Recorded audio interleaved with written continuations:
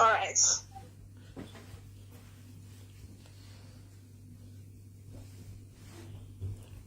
How old are you? 24. 24. I'm chilling when I can ask. You're still a baby.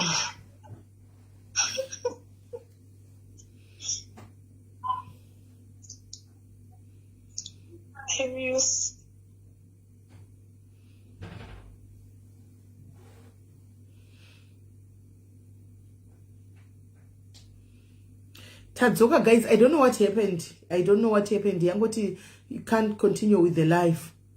So the Zuka gadzira my system ake saka zvezvo zvakawanda zviri kungonetsa netsa. Zvezvo zvakawanda zviri kungonetsa netsa. I don't know what's going on. Nasuka. Time chishare nekutega wamangu asipo, guys, continue kumberi. Time chishare nekutega wamangu asipo, continue kumberi. Time chishare nekutega wamangu asipo, continue kumberi.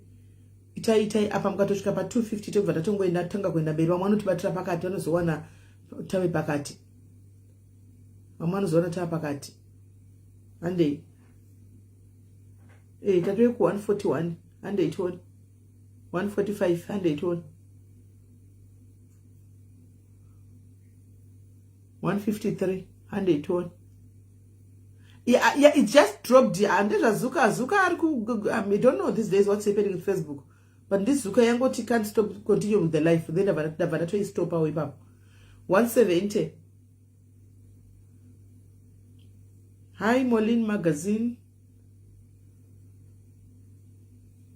Yagodona and this Zuka I'm good at 189, guys, and they. Thank you, Cecily, in 50 stars. Thank you, in 50 stars. Guys, it's a stars, guys. It's a masters, guys. Mom's birthday, guys. Birthday. I'm 25. It's a masters birthday, guys. Can't masters birthday. No, that's 216. Which is 189. Chiriku 220. Taku 220. 223. Kodato vejoji. 223. 225. Imuru masure. Zenyu kudimuru masure. Zamu yangu iri kumberi. Baba baita Stafford. Yeah, varikuya kuseri kuhobho. Itaifambe, guys, itaifambe vanhu vakaunda varikuya, vana vakaunda varikubudikira. Dakuti muzive, you like it or not, you have to know what is happening in the streets and in the world. Panapa, we talk about real life issues. We don't talk about jimwe or people or what. We talk about real life issues. That's what we talk about. 250, 244, 249 right now. Thank you, Cecily Kona, 20 stars. 251, Ndokwa 253, right? Tingofanira continue mwana tibatira kumberi, right? Baby girl, let's go ahead. Sezvongogara pa phone tikamirira 500 tikakunonotsa. Ndobva zvaita sei paya murungu wamona, you found the murungu told you kuti I'm going to take you to the agent kunoitwa izvi because inini I'm a client. What happened next?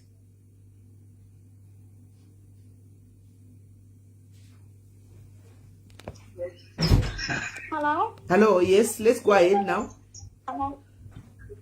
Okay, so hi, Tete Masanda. Let's go ahead. I'm going to send you to the agent, and I'm going to tell you the name. Then you're going to look for them on the internet, and then you call them and ask them, how do you become an agent, an escort? So there's an agent on social media. Agencies. Oh, agencies! Wow. Okay. And there's levels to the agencies. There's levels to the agencies. You don't have much. Yes, like it's the same with how do I put it? There's Fly SA. There's British South African. There's all right. Okay. Yes. All right. Okay. So then I said to him, I don't want to start from the bottom. Because why should I start? What am I learning? I know sex. I'm not a virgin. Yeah. He said, okay, that is fine. I'll give you the names of all the agencies. You call all of them. Then they will take you through. Because I'm a customer. I'm not a worker. I'm a customer of the agency. Right. So then I said, why don't you talk to the people that you buy from?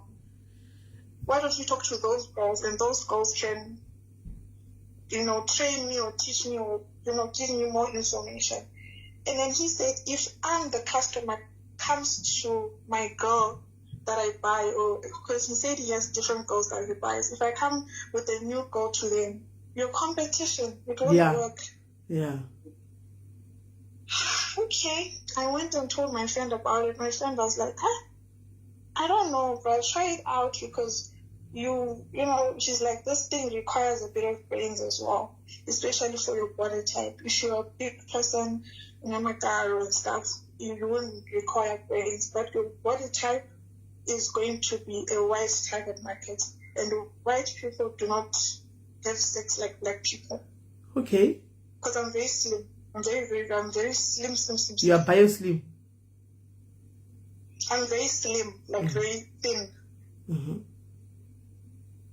So since I'm very thin, my target market is going to be white people. Okay. So because my target market is white people, I will need to learn a few traits because white people don't have sex like black people. All right. Kwanzi vanhu iye musikana ari kuti ari very slim. Saka ari kuudzwa nemurungu kuti afugudzwa kunzi ndinoda kuisa kuma agents. Saka iye ari kuti iye ari kutaura kuti seri yake kupinda wakaita antika muchibhishu. Saka ari kuti aitaura nemurungu kuti saka chidiki hukawo up nevamwe vanhu maclients ako vandipewo matricks because inini mostly client yangu ichange iri varungu semunhu ane body yakadaro. Murungu akati hazviiti because ndikakuendesa kune maclients watove competition yavo. Saka hazviiti, saka mutarget market yake iye andewe uyaita zvevarungu anoita zvechibhishu kuvarungu. Ndo zvaninga ichanowana nevarungu, right? And then paimva zvadii? So then he says to me, your target market is going to be white people because of your body. But that was what is going to cause your target market because you're slim. So white people are going to like you. Okay, my friend is very big, and I don't mean to insult her, but brain-wise, So she's like, why do you need to go to an agency? Because you can just stand on the road. So I'm like, nah, I like this idea because I've always social media and I'm like, I like this. This seems nice. So I call the agencies. Hi. They're very straightforward. They don't have time. They don't want to know when your mother died or why you're doing this. They don't ask stupid questions. Mm-hmm. They just ask you, how old are you? Are you of age? Yes. Okay. So what help do you want from us? I want to be part of your agency. There's a certain price that they charge. There's a certain price that you pay here. So because of levels, Fly SA is a different price. Emirates. So it's different agencies, different prices, different target markets. Okay. So if you want John from Hebrew to see you, there's a certain agency from John's from the Hebrew. If you want Peter from Santon to see you, there's an agency for Peter from Santon. And if you want whatever from the UK to see you, there's a certain agency from someone from the UK to see you. Mm-hmm. So because of money, I couldn't afford the highest agency. I had to pay the lowest one because they're very expensive. The higher the agency, the higher the target market. Approximately, Zaita Mamari, like Zaita Mamari, my agency side. If I name the prices, people are going to know the name of the agencies. Because I know there's some girls who work on the live. But okay. The lowest agency you can get, you'll be paying like 400 Rand a month for you to advertise yourself on their agency. Okay. So you're paying to advertise. You're paying for them to advertise you. Okay. Yes. Then after you make a deposit, they're going to call you and then they're going to send a professional photographer. Okay. So ku agent quite the list ye pass but over 400 and per month votumira agent professional photographer anoya kuzokutora mapikicha nokuti ivo vanenge vachita basa ngokumaketa chete handimaona ndo basa ravo vanhu ava saka hanzi zvinosiyana kana uchidawo Johnny from Hebrew ane price yake kana uchidawo Peter from Sandton ane price yake kana uchidawo James from Bryston ane price dzake zvinosiyana sezvakangoitawo ndege kuti unoda kukwira ipi yacho handimaona ndo zvakutsanangura right and ndobva zvadii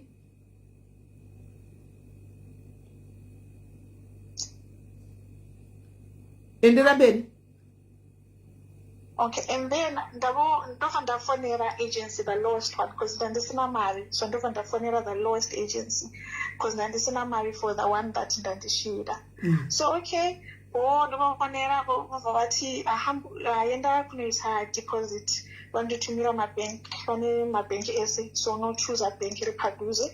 Ukaita deposit, ukubhadhara 400 rand. Vanema different packages. There's 2 weeks. Vanogona kuti 2 weeks iri 300, and then a month is 400 to advertise. So kana 2 weeks yapera, you need to pay. Kana month yapera, you need to. So it goes nemayo nayo. So then I had to pay. Then ndova ndavapa number dzangu. I didn't meet these people talking on the phone. Ndova the next day photographer mbafona, hello, the photographer kupi agency tosangana kupi ndikutora mapicture kupi. So usually you need a place to kutora mapicture. Setup is because packaging ucharge kamari packaging. If my picture ako anaki, that means auchi. So you need to book hotel or somewhere or apartment somewhere very nice. That's why uchatura my pictures ako. So I borrowed money to go and book a hotel so I can take pictures in the hotel. And I borrowed money as well. Lingerie. Lingerie. I'll tell you my pictures are naked, no. So then I went to go and buy lingerie, heels, what you research for internet, or if you don't want to wear lingerie, you can have an approach. You can like notice Google, naughtiness, naughty police women, costume, anything but sexy approach. Okay, now 10 photographer. Any type of photographer, any photography, any equipment, what are you waiting for? Get naked. Why are you dressed? We're not pick a hamburger. What was the hamburger? What's my photographer? I'm going Shanda muno. That was a trauma picture muno. I pick a lingerie. You will pick a I don't have time. And the middle me. So now she's not was I'm getting naked. Actually, Chingomira every day, almost every day. The trauma pictures I was kind of almost more than 50, very naked. So andinanguva ezvinzvaukita izvozvo andinanguva yes pane umwe ndofanira kuenda kunotora mapictures ake. Okay, ndobva ndabvisa ndapfeka lingerie yacho ndakaitenga maposes anokubatsira because ndiye anotora mapictures anoziva kodi yako. Ndobva anondidzidzisa pose yakadai ita pose yakadai ita pose yakadai ita. After that chipepa you unochifila kuti zita uchashandisa zita rinonzi chii. You choose any name zvaunoda kuchoose any name you choose. It's like kupita profile maybe Facebook, you choose a name, then anokubvunza age yako, anoda kuona any type of documentation kuti akuzikudila nechi underage. Okay, underage because they want 21 going up kusvika kumakore mangani? So to what age? Ndakambosangana pane mumwe amai wakumusha anoshanda ku1 bank ane 62. 62? Vanotopfeka iyo lingerie yacho? If ukenda kunoshanda ku1 bank pahotera or paguest house kana totaura kati isima 2k kuti tomutevera kuti ari kupi. Ukanzi no musika amai ikoko vari kushanda kusantim samboendi because ukaenda ikoko hauiti mari. Saka gogo varinorova mari, varinoridza mari. Hauiti mari. If akasvika nevakomana 3 one apinde ovati ndiri busy izvozvi ndine umwe, then 2 vanosvika and then mira ndikupe umwe wacho ivo gogo age zedu 33 vavati ndiri busy izvozvo but ndine vamwe vasikana varipo vanoramba vanomirira, unotora mota 5 yakamirira kuti apedze kusvira. Ivo gogo asane mishonga Very slim. Some people say that this is so it's from Terra Kutari Kup. If I could stand up Pretoria, total like guest house, I took Pretoria. Guys. So you not to tell Gogo, which are good people today. What why are you following Gogo? To take information. No, we don't ask her like okay. We don't have her number. That was Zivana Mazita. Zivana Mazita. Oh, maybe she experience all right. So ndopinda as a customer ndomtsvaga ndona kuti aripa area is noisy each. So andiye ndikoko because ndoziva kuti I won't work kana aripo gogo obshandi. Ha gogo vatora mukopi gogo uyewo zvekuwhatsapp naimi tinde votose gogo. Zvinhu zvake kuti ane 60 anopisa but body yake I don't want to lie, her body doesn't look like she's 40 something maybe. Aoneki but kupisa nopisa zvake because vakomana if she's with the man in the room vanotenda vanogona kubata vanhu zvakanaka ndofunga murumu imomo anonzwa mukomana achiti my way vanochena but I like it because I know that customer kusona anoti unova kupi ukandova kuzimba nomhanya because andigogo akasimuza gogo akakumaketai vakamaketa nyika so and iyeshe munhu ari boss vake but zvanoshandisa business is not personal it's not personal, it's business saka ndobva waipiwa mapackage and then you got your package and you went okay age, name, hair color, hair eyes, weight, waist size, waist size, breast, shoe size, okay, then one of them my personal questions. What do you do? Do you strip, dance, 6'9",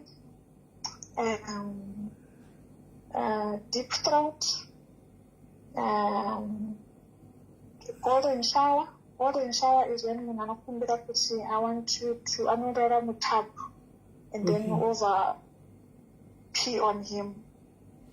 Not my daughter, pee. Just to go and wetera moon. Yeah.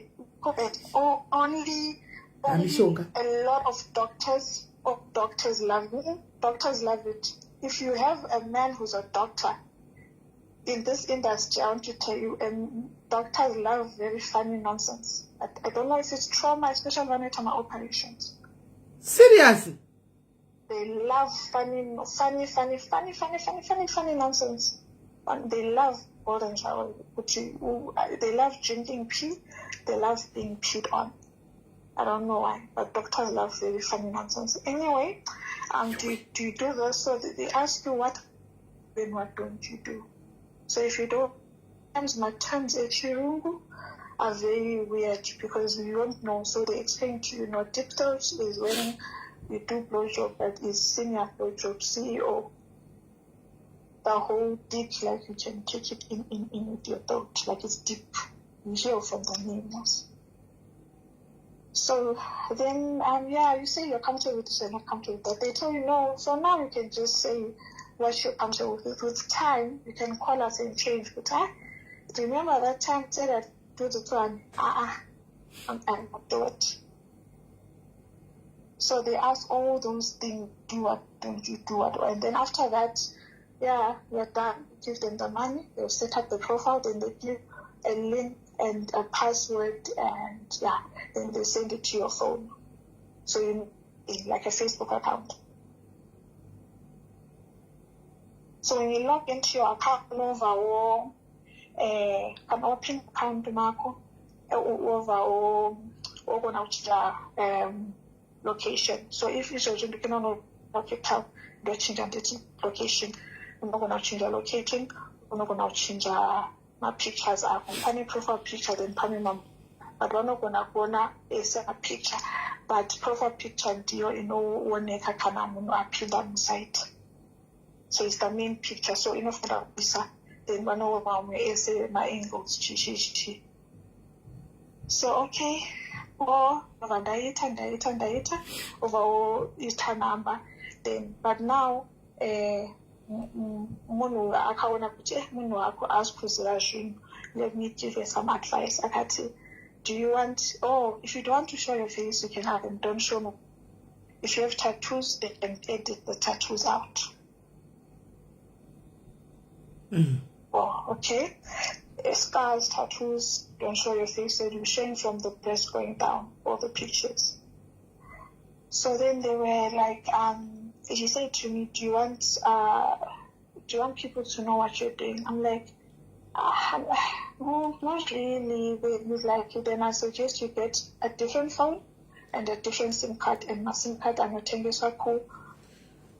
my India. Makula, those things, so that you can have a private life. Okay, I did that, and then they will start calling. Then I said, prices, how do I charge?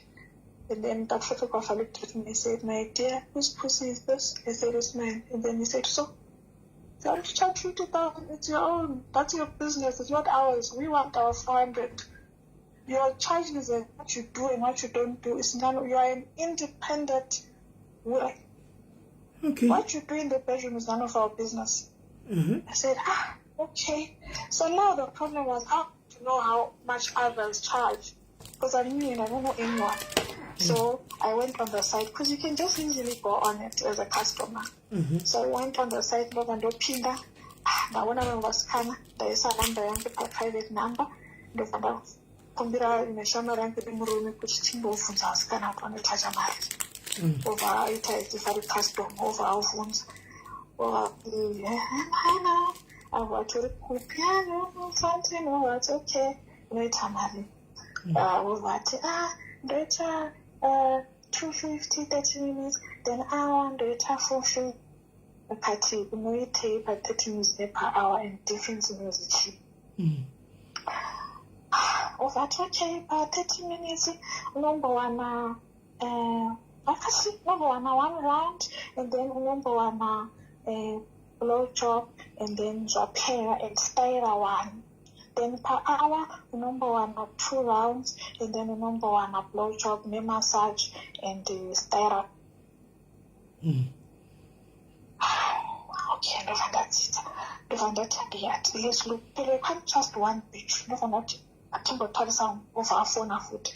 So, we're not charging a price. I can't find none, but I'm not defensive. Mama, I'm going to put maybe 300 30 minutes. Oh, yeah, not what Josh.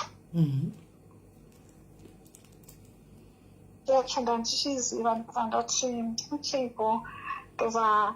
That's intentions that I hope you call over time. Okay, Panima, don't wait. Hotel. I went to go and book. Don't book our hotel. I think that she got hotel in a phone. I'm room. You want good time. If I get a phone ring and dinner can be there. And this time. Over a phone, I should get two. On a tie for taking out.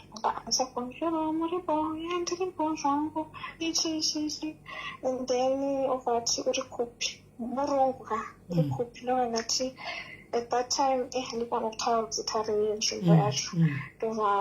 but you hotel like chain hotel. So over talking to Kuya in 10 minutes. If I'm appealing showing that is like enough like fake exactly what she was fake put picture. Don't fantastic usually over and knock over children room kind of that into mama over and knock and that's right on the very don't the Kakikananjare and my heels the Katura picture now. Over and you're a Pinova on some customer could chin you one each. Chakatura picture now or 5 days ago or 1 week. So I got a passing. How's that? Kuchka, this kuchka, but don't want to come this social. That okay, at no one don't that, no matter. At and the power change one of the things that no matter already will not be my forge higher. I paper there. And then drove and that's I forged and dipping at all, and the counter paper. ovati unofara doro rese ndati masai ndazvinji tisiti ovati ndikuya manje unobuda ovadzoka nendora so ndikudya izvozvo kuti okay akadzoka nendora takati chibvunzaja dhakwa and then ndirase game so ndofanira ndichamalate akati chimbova at least one chamboishera that you feel comfortable ndichaima newe uime one imwe and yakavhara so ndizive kuti kusvika chii tobva taishera ndobva ndaita calm over okay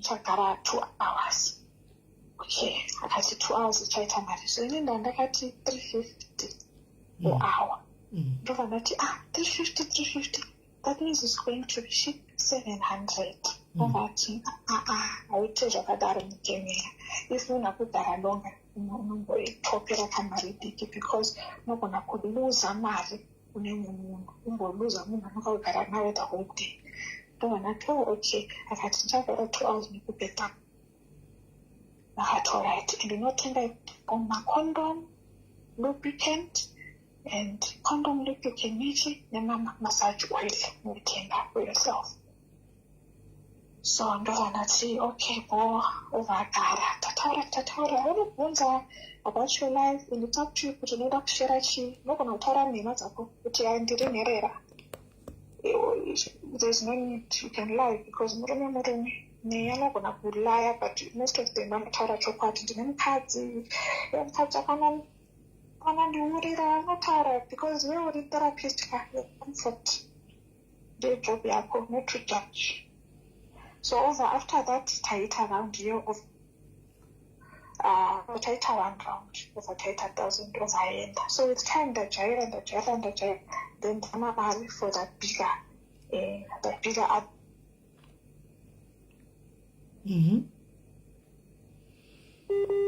I got to the other agencies. There you're charging more money because you're charging 800 for 30 minutes and 1.5.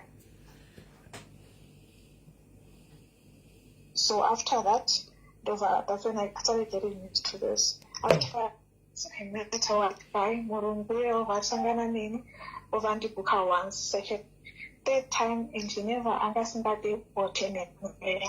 I can't put up Botene, but problem, Marino. Mari inoperera panyozvishin pakure because wherever waunoshandira kunobhadhara rentika and kubhadhara every day pamaguest house if ndoda kushanda papretoria I need to find pane maguest house anobvumira pane so those kind of choose some guest house there you know the guest houses because but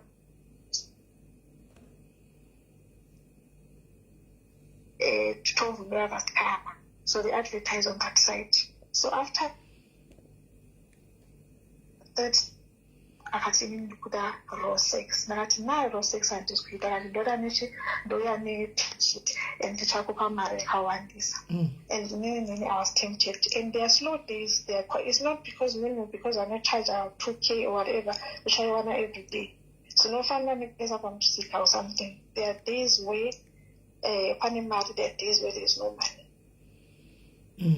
So some days you're going to share the whole day with a man. Now, what better marriage, and money that is good, then we need to use it wisely or better it for a long time. So after that, he really liked me. Then we're not going to put my loyal customers or as we could have deal. So with time, I've now left the business. Was still pushing. So now I want to start. A webcam you put meter online or cheat my video whatever online but webcam you can block countries not like you're not gonna block Africa you won't make it only overseas so it's only dangerous if you have relatives overseas so it's just a glitter glitter glamour so departments okay. Because someone can say Anyumba Ure and then Maura Anomira passed on the street, Maura Futi, but different departments, different avenues, different ways. Hey. So there's only there's only one agency, Chete. Yeah, that maybe to show you guys Kutishishi, you can go and look for an agency called Sex Trader on the internet, and you guys will see what I'm talking about. That is, I don't care about that one because it's already famous on the streets, so no one cares even if I expose it. Guys, what do so you are working around Joburg. Anyway, you work at a certain agency ku Joburg. Yeah, I'm in South Africa. Yeah. So how much are you making per day? That's the problem. So I cannot have an amount that you can say you make a day, because how are you going to know how many clients you're going to get? All right. So I cannot have. Yeah. So you can have a thing. You guys can go and look for sextrader.com and you see what I'm talking about. Okay. But roughly, a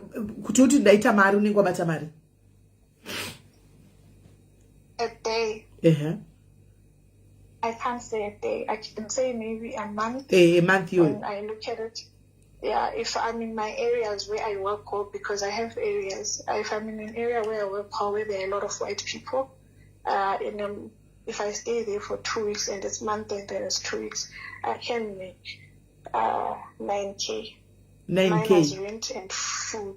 Yes, minus rent that I'm paying at the guest house and food, because it's now like a night is going to be 2.5 or 3, and depending on the time.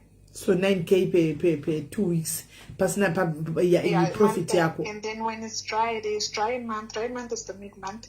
You can make 5K or 3K. Okay. So you're getting food per hotel pay.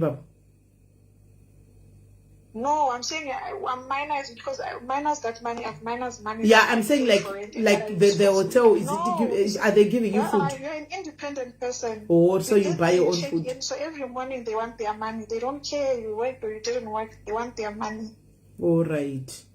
Yeah. So you're independent. You're working on your own. They want their money. They don't know. They don't care about your business. They want their money. So that's what I'm saying, that most of your money is lost due to you paying every day. Because if a place says they're charging 600 a day for you to stay there, then when you make good money, you need to pay, because you never know tomorrow you are going to be dry. Tomorrow, house kushanda mangwana. So no fanda kutikana waita mari, ushandise very wisely. So waita mari go, ano fanda kuseva. 9K per 2 weeks. Per 2 weeks. Okay, so since mubasa there are so many risks, but you basa ningerakati private school private school a little bit. So I mean the challenges that you meet in private school, private Ashawo, they are the first challenge that you mean per private Ashawo is privacy. Nenya kuti exposure yavanhu manosangana now vanhu wombi. So the more the money, the more the risk. Sometimes not so risk me put it AIDS, but one of fire junja kashiba. One mari fire junja kashiba. Oh, one mnojana one mari one doesn't really date. Like the kuti network masure ma ana sexy wayo. Not kuti raw, not raw. Zvakawandisa not kuti raw. Vanofara zvinhu zvekuti matarisamu, because munhu okuda kutenga chinhu that hagoni kuchiwana naturally or hagoni kuchiwana easily. Akuda kuti chinhu chiri exclusive, chinhu chinowanika nevanhu vane mari chete. So chinhu ichocho chichifasi kubota. Okay. Ishi is weird stuff. Matrisamu, ma 15. Machi? Fisting, what is that? Chibakera. Vanoisa chibakera pa at the back. Kuti chidi? Mushambo kupula. And then I don't know how very gay, but never cuts. Okay. And vanouya paisusu obva munhu wasvika obva taona kana munhu mukomana unomuziva chichitova and then isusu tovaorganizera obva uti komuro undisure nonzichi netoy netoy inini ndishandise toy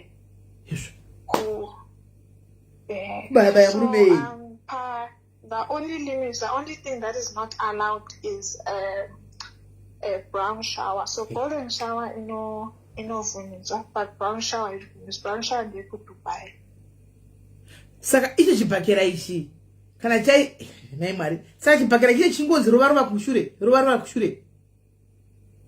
So even paprika vanokubvunza kuti feasting, do you receive or do you give? Golden shower yewet, do you receive? Receive means that means ndiyo vakuita nechibhakera. Give that means ndiyo. Kwa chiti kuita chibhakera kuri kuti chibhakera ichi chinopinda shure kupinza chakuvhura kupinda mukati muba. Chibhakera changu chakakura kuda kuchiona ichi. If pane vanhu vane internet vanoziva kuti pane video rakabuda karaso means nemunhu wake vachiita feasting. If pane vanhu vanofollowa zvinhu vanoziva kuti munhu wake vakabuda painternet kuti nanhasi anozvitaura kuti inini feasting ndoifarira, anofarira chibhakera. Imi muri kuti kushure kunovhurika zvokuti chibhakera ichi chinopinda ichi? Pane feasting, pane even footing, pane vakomana vanofara kuisa gumbo ropinda mukati. Imi if okay, chibhakera chichiri say, and then she wants the head yemwana iri hombe sei. Aiwa kainobuda nako nekushure zvakasiyana dia. Panobuda mwana nekunobuda nekwakuti kunopinda chibhakera zvakasiyana. Vanorisiva chibhakera pakuti vanhu vanozviva chibhakera that side. So the riskier it gets, the more money you make. And then also, inini, I'm not going to pretend like I'm a saint. Feasting and I've never done it. It's not because nakambo iramba, but because I've never dakawana muna noida. So then the chinzavani, I've never dakawana muna nondifondara noti I'm not feasting. But what I've done is but kuzoshka kushure kwacho kuzoshka kusere kushame kudai zvokupinda chibhakera. Guys, sorry. Zvokupinda chibhakera unenge wavhura sei, kunenge wavhugwa nei, kune kwatsemugwa sei, kunotsemuka kakuti kuiswa chibhakera. Ukona chibhakera chakura sei here kuti chinyatsoti kushure dhogo kudai unenge akuvhura sei, unenge aita zvokudiko zvokutatamura, unenge adiko. What I've done is golden shower. I've done kuti ndomboitira weight because now I get doctors most of the time. Even though the Guptas dark most of the time is a doctor. Vanhu vekumusha tovawana, vanhu vekumusha novawana munhu vekumusha, but mostly ni vanhu vekumusha ndovawana okay, titaura kuti tizive titaurire tripa open. We are it's the show. We are very open here. Tikutaura kuti vanhu vekumusha kudi kwawo. But they would know kuti ndiani anditika atisi kutamba kune mari yako but tiri kutora ichunga pamuromo but ndakafonera vanhu vekumusha ndakati ndoda kumboita chinhu chakadai vakati ikukuita maregular customer kuti ndoda kuita chinhu chakadai because most of them mashona tatora mukomeri mashona takaoma vasikana takutoita zvibhakera vanhu kumashure kwendi takaoma mashona vasikana vedu we ni mashona ka what I've done, you know, the golden shower you quit up here. I've done that one before. I've given golden shower. I've received golden shower. You wait. I waited. I have received. So, pano uchote kono wete kwa pai muromo ikora ndochiwote kwa pai. At first, I can't wait to wait to face. Then face. The second time I can't deny face and the part of the batara kuti. Chawakaisa muromo ukatomedza. Because I'm not getting extra mad. Ukatomedza. Ndakateerera. I'm listening. I'm not judging. Ndikutoda kuhwisisa kuti pamuromo pawaitigwa weti wakabva wamedza. kuti wakazopfirako. Ndakazoti maina mutoilet ndova ndaibvisa, but obviously inenge iripo yakaenda nematega. Inenge yakatoinda mudei ndizvozvo. And then swallowing ndoita. Swallowing ndekuti munhu anenge achida kuti umbodya masperms ake. Okay. Swallowing anonzi ma-extras, yeah. So unoita pote, and then after quick pane ma-extras. So ma-extras, so if you charge 500 an hour, munhu akubhadhara extra mari on top of mari hour, yeah. So no charge extra everything. And so I know to swallow you not extra time. I know the what you can understand. So it's extra on top of my charge per hour or 30 minutes. Okay. You are paying extra. Because the hour I'm just doing blow jobs there, blow on and sex in what I get. So easy. Negotiate extra money. And don't have to any price and you know that by extra. You don't want to extra 8,000. It's one another tune. So after that, what else did I do? Number try a night. Number try 2 times. Okay. Then I'm going alright. Saka pa kuita izvozvo zvekuwetegwa zvebathing room what kune vamwe vanoti vanoitirwa zvekuitirwa tsvina chaizvo. Hamusati wasangana nazvo? That's what I'm saying. On the site strictly, that is as you vomit. Dotari vomit, alright.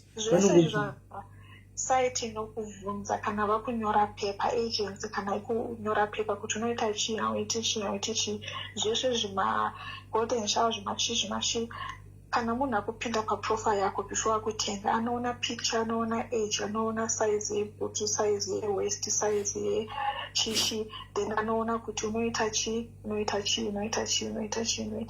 So brown shower yemadhodhi is not there, havakuvhunzeyo because havaivhumidzi. But vanenge varipo here mubedroom, vanenge vasipo. So munhu nemunhu anoita zvaanoda nechirake. Saka vamwe vanoti kwaiti vanorova vamwe, kwai kuna mwana uya achida kuorohwa. Pane mwakamboya pana pakatidza kuti kwanzi ndinotorova, kwai ndinotopuwa ngikiri ndorova munhu, ndichirova munhu anzani achitozvifarira izvozvo. Inonzi domination and shaming. Inini ndakawana once munhu wacho anga ari Indian ovati. Hainiyo yekurova ndikatoida because ndikamurova zvokumurova zviya zvokuti haazvipani. Akati ndokandaidza mari yangu ndati chamani ndikutya munhu akandifira ndoita sei? Ndane mari. Uchingomurova chete. Usiku hwese. Ndine stress zvangu zvekukurira ndisina chimwe ndobvisira trauma yangu munhu ovhofa. So ndova saka kurohwa uku chinenge anenge achinakirwa nechii? Nekungobhuriwa iko kungorohwa iwo. Obva abuhotera tapinda muhotera iwo akati ambonotenga zvinhu inonzi rope tambo takamutaya pabhedha zvima 50 shades of beige. Takamurova akati mukurova mbichana. Munhu auvaita red. Hamudi makarekita munhu kola. Munhu kuti kwai mukundorova mbichana. Dei makanza kukiya munhu zvokuti achibvapo unoti handishazvipani. Munhu akandiwira ndoti sei? Munhu akafa wakamiti ndoti sei?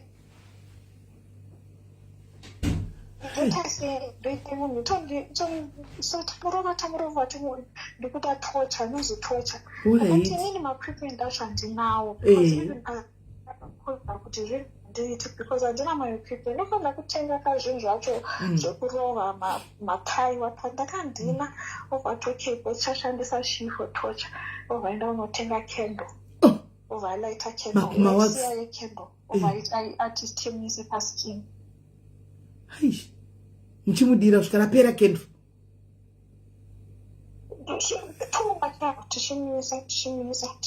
But parinodonhera penda racho aitotazati ari kurwadziwa, ndaritonakirwa nazvo. I'm sorry, mommy. I think munhu akabvisa namai vacho stepmother. This is alright. Zviri in line with abuse yakakura nayo.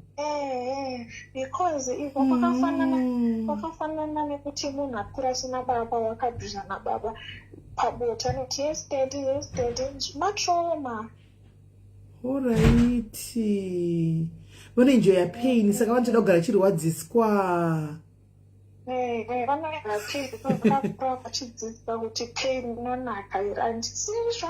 Even vanhu vakarekwa zvavo sometimes unofarara kusekedzeka. Because vanoti zviri nani this time ndikumupa mahara handisi kufoswa. Alright. Now you are saying something that makes sense. Ana kuhila, ana kuenda kutherapy. So uya pachihuri achifarira rafu sexually rafu isifa kurikwa pakakuti zviri nani muno mudini ndikuiofara haisi kutorwa neforce. Alright. Now I get it now. What you're explaining, I get it. Usiku wese tichibhizinjirova munhu atipangarika tisiya pahotera tinokwira munhu tatiro endenge vatitare bhandi anoita sembwa anopa sembwa so toita kuti akashiti uchimutuka sembwa then after that wakaita over so zvinosiyana siyana but it's not traumatizer. Zvinotraumatizer. Kuti munhu andisungirire ndichiita sembwa achiti and now problem ndeyekuti kana wasangana newakomana handiti apo kana zita rako rinonzi Shekira pabasa unombofika karita sevanhu vanoita kutivhika kana wapinda vazopinda uri Shekira auzivi anonzi ane chichi anobva kumapfuto anobva kuzaka uri Shekira but kana wapedza washekira you should learn kudzokera pamunhu anobva kuzaka kana so okanganwa munhu that's why totora mahure vachirasika because they cannot havagoni kuti vasiye kachihure kana vapinda panormal world. Zvosvo usatsitsi nai unofanira kuisa kachihure cheki uende uve normal uve munhu ari normal. Because pane akambotaura pana pachanzi aitonzi rova nebhutsu igogo yakareba yandifunga kuda saka pamakura achirohwa nehiri yaiya hanzi ndairova ndikati hiri zvikaenda irova munhu nehiri kudzikwa nemahills munhu ati climb on top of nemahill ufambe on top of so that is what it is very not traumatizing but also inodzidzisa because munhu even mini panormal world ati panormal unofika zviri normal haubojambisa put it undercover this side unofika mask kana wabvisa mask make sure unoita normal unobhiliva normal unofika normal usajambise kuti unoita nezvei foni inombodzima usiye paunosiya pakona pako unotora normal phone nenormal number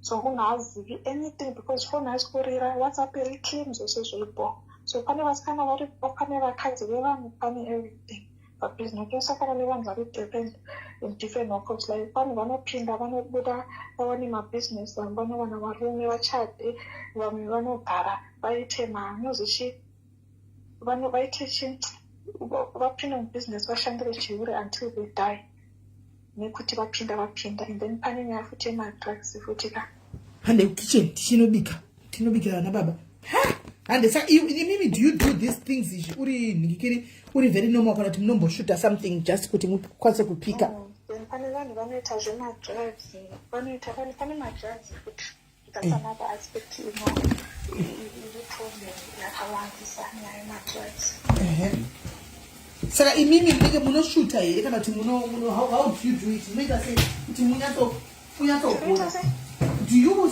munotora something here kana kuti munongoita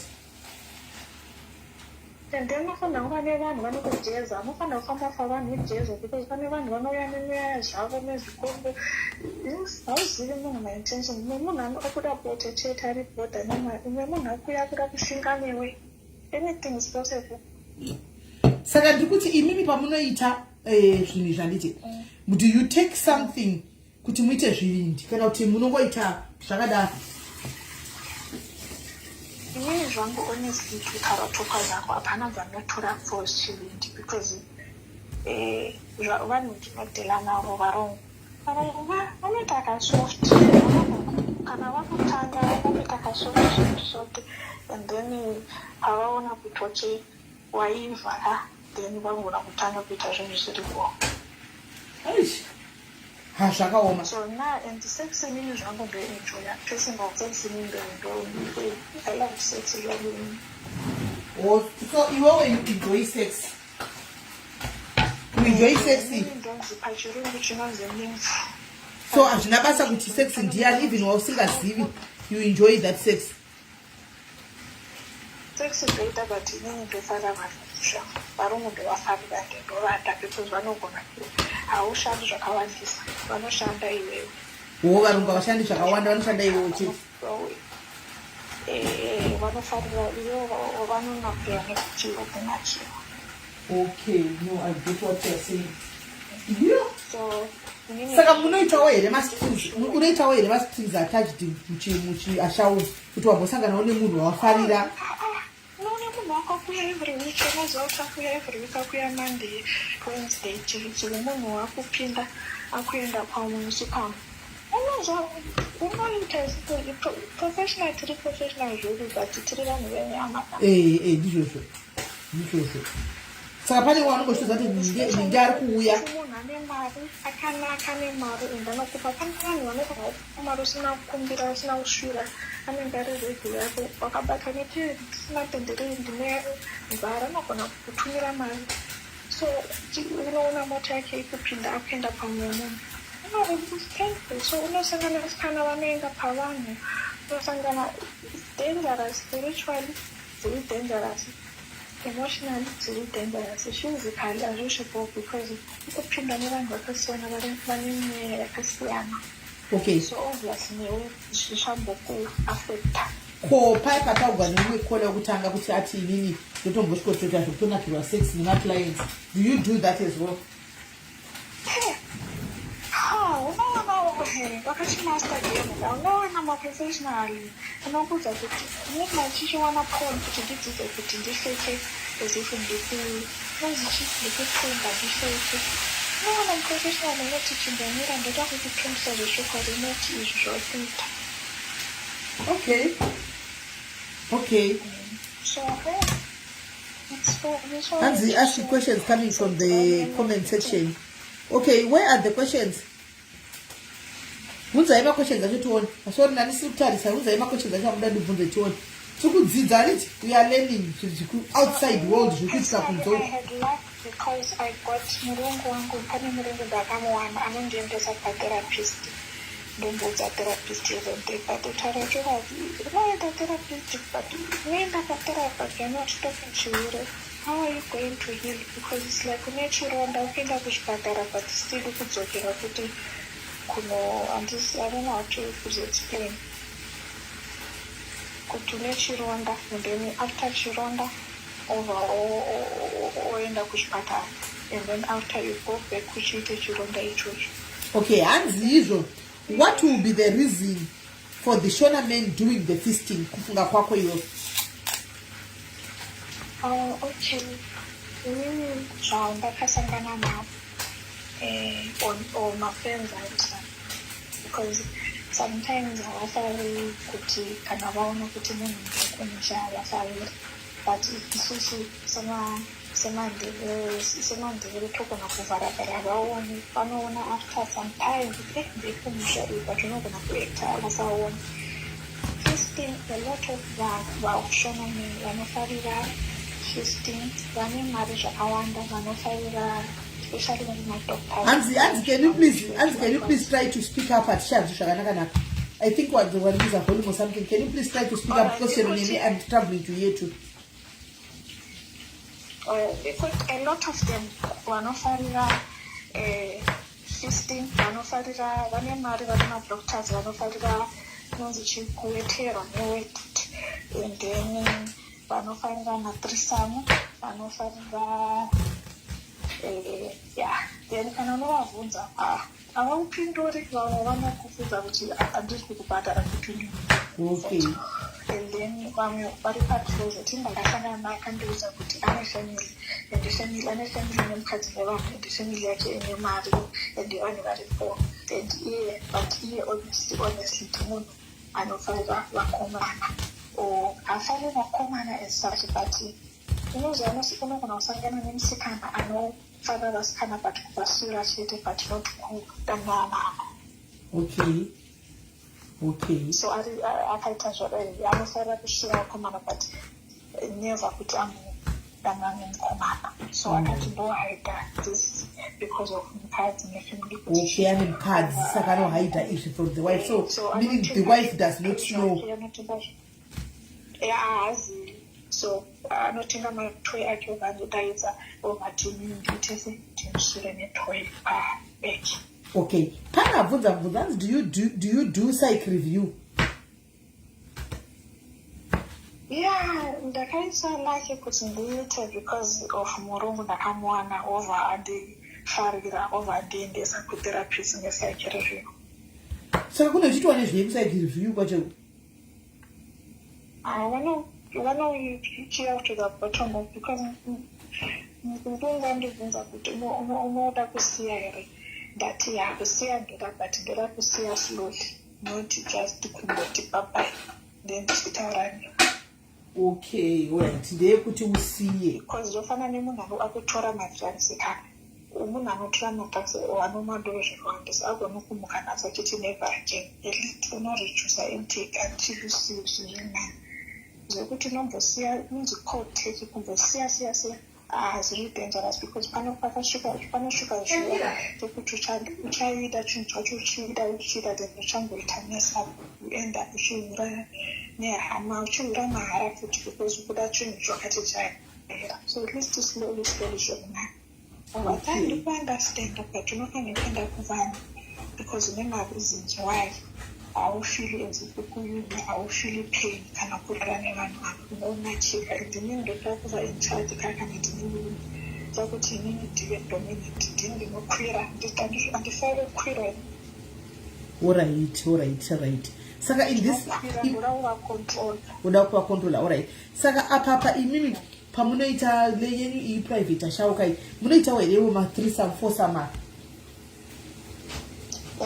no aita but unofanira uve newana mafriends ako but uve nevanhu vanovatrusta because vanhu vakasiyana vanhu vakaisa zvinhu zvakasiyana unoudza munhu unenge une customer yako unovhisa mazvingaiti ikuda iwe pisa munhu wouya bechike rake rekupisara rako harisi kubisa ukunzwa munhu wakasvika bebi ndaka ndinopedzerana neuyu iwewe handitini iwewe nemutozivana.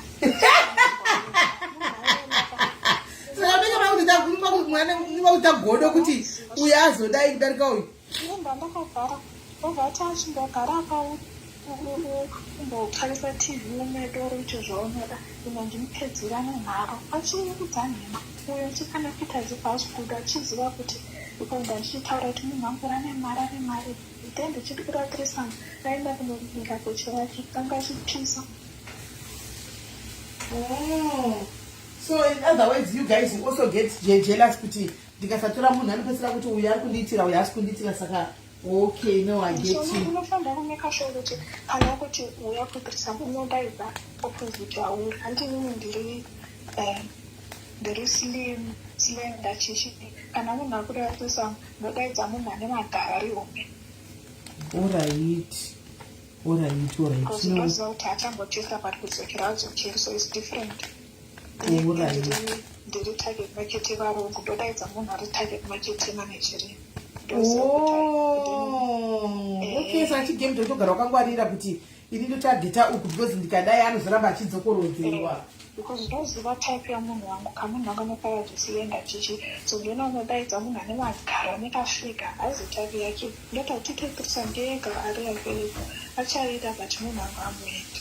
Oh, I get it now. No, I get it.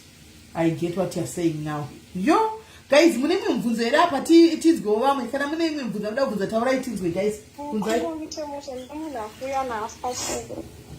ari kuya mazomanje client. Half past 7. Alright. pane here mwari da kubvunza guys ane clients iri kutoya izvi zvitoko international ashuka kuda kutesta African.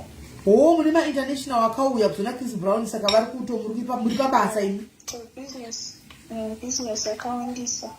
Oh, business riripo. Guys, vari kuita business kwa Chris Brown uko. Saka rigaiti to. Hey! Alright, rigati kurege muningina wangu uinde kubusiness tiite mari tigozo kutenge goal like ndapinda mujobeki. Waita, thank you for sharing in zvakawanda. That's not dzidza paponi nepractice amadeprot tacho ndakadzidza kupon kuti deprot noita sei mukomana anoraita sei women on top nofanira kuidzidza the means must not touch the bed for women on top. Okay, all right. No, thank you very much munini wangu rigati kusiya wangoenda kumaclients uko tozotaura zvedu waita akuti adzidza zvakawanda ufunge. All right. Well, thank you very much. Yo, guys, kwenda muti udzozvo zvino zvikuitika kune zvinhu zvakadai. Tati zvizivirepi isu? Tati zvizivirepi? Hamuchatauriwo kuti kune zvinhu zvakadai so zvai zvinoitika.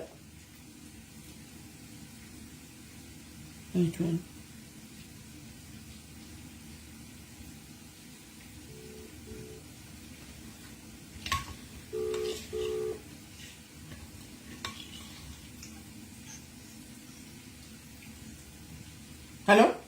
Hello? I'm taking a shower. Oh, sorry. Oh, okay. Sorry. How far are you? 15 minutes. I'm a size 28, 25. Oh, okay. No, it's fine. You call me then. What purpose on guys? What purpose? Highway. Right? Get it the phone. Hello? Hello? Sorry. Ndafuna ni mistake ndafunga ndimwe namba pane munhu. Sorry. I thought it was on mute. Sorry. Kune vanhu vakanda kufona sorry. Saka ndafunga kuti I was calling somebody else. No, that's fine. Okay. All right, sure. Zvakoma guys, ifona itiwe. Mana Ashawo kuma touchline street, please call in and let's hear. Hapakaipa. Call in. Things go guys. Tinzwe eseida pakutenda guys ndikusatombozuti zviri zvikutoitika muraife dzatiri kurarama idzi kana kuziva guys kana kutombozivawo zvedu kana kumbodoziva kuti kuchembera kudai kana kuziva kuti kune zvinhu zvinoipa ichiiwe feasting kwai chii yemushawai kwai kudii yemubathing room waiting kwaino chii ameno hey yapakaipa.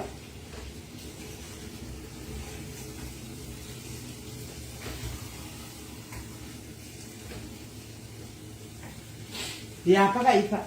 Pari mwada kufona guys kana kana pasina dafana ndine zvamu ndibikire muri yangu ndibikire baba.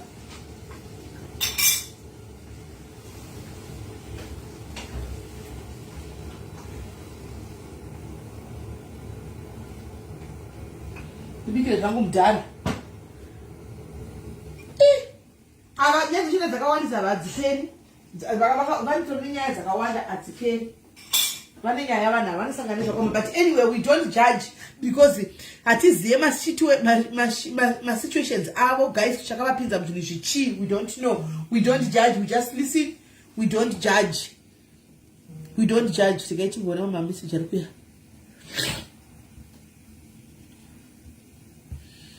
Uyu ari kuda kutaura nyaya yake but iri totally different nedzatiri kutaura nhasi idzi. Nyaya yake iri totally different nedzatiri kutaura nhasi idzi. Totally different. Saka ndiwozivi kuti panoitwa sei apa. Because it's a totally different story. It's a totally different story nedzatiri kutaura nhasi idzi. Hanzi Brown Shawa kuti zvakaoma. Pakaipa guys. Aripera mwada kufona guys. Do you ever mwada kufona whatever? Kana ndakukata guys ndozoya mangwana ndoya. Ndine nyaya dzakawanda. I think mangwana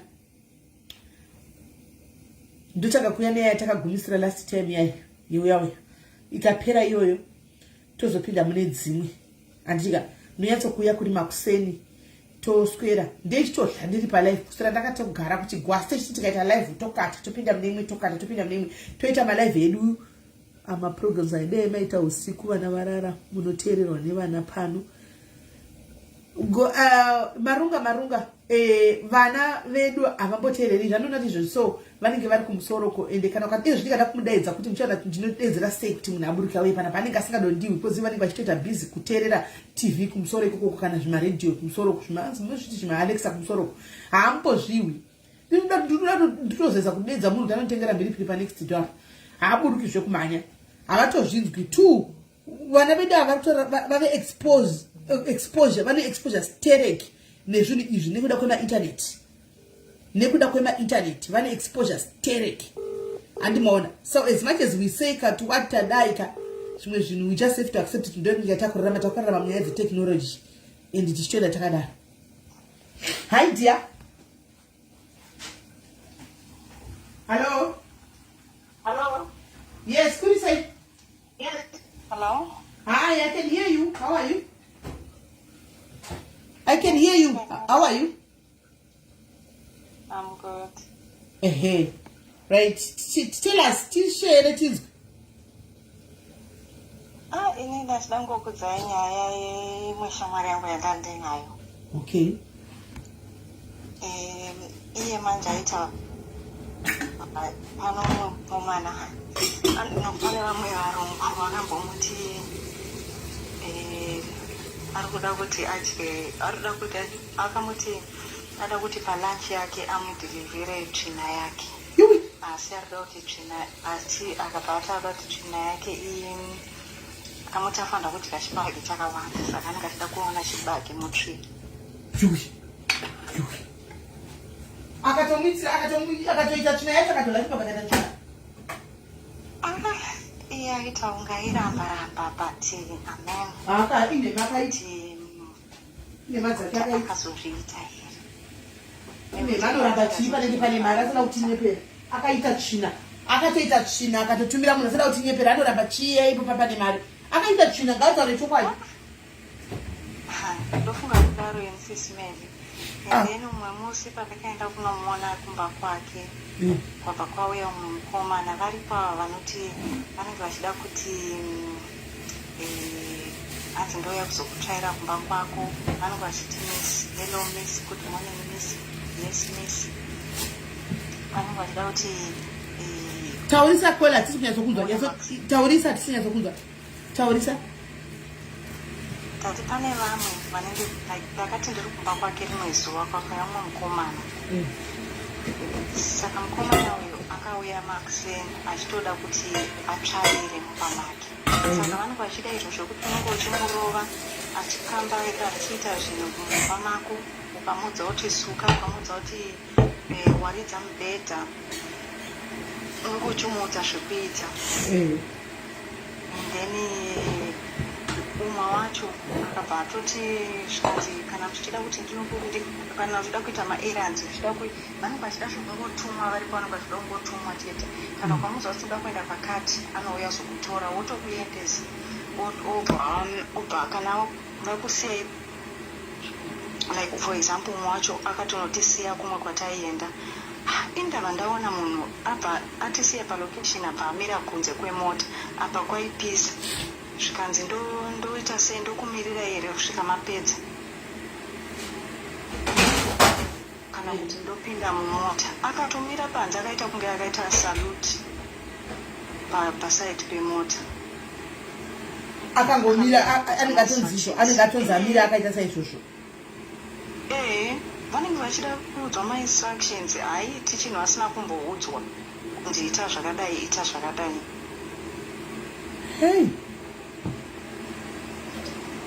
zvakaoma SIS MELLY ndozvana achida kungotaura ini kuti inini ndine munhu wandoziva akamboitawo izvozvozvo zvimwe but zvimwe zvinhu hauzozivi zvezvideep but zvanga zvichitaura nasista vanga vari apo before I'm sure kuti vaitoitawo zvezvozvo. Thank you very much kola waita hapo zvakaoma asi nhai guys pakuzonzi ndidai asi mumwe haisi mushonga here guys haisi mushonga here ina handihausisiwe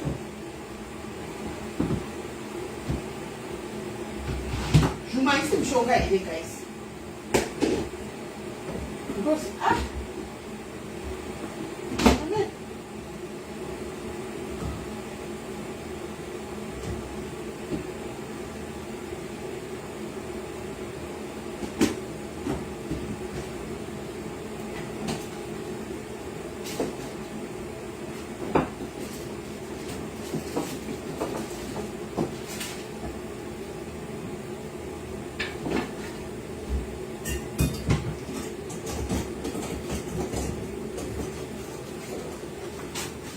Haisi mushonga here guys, inenge ichitika. Haisi mushonga here guys, pane mwe kuti unozonzi amen. Amen. Amen. Amen. I ndo soti mushonga ini guys. Anyway, chirega yangu ndibike guys, rega ndibike mangwana ndouya makuseni ma 11 dziri to 1 Africa 21 2 23 stories. They've just weed depraved fantasies. Maumba. Zvakaoma. But tisingazorudzi batanidza ndo zvinenge zvakunetsa, hatidi kubatanidza nyaya ndo zvinenge zvakunetsa. We can't have nyaya tu dzakabatana.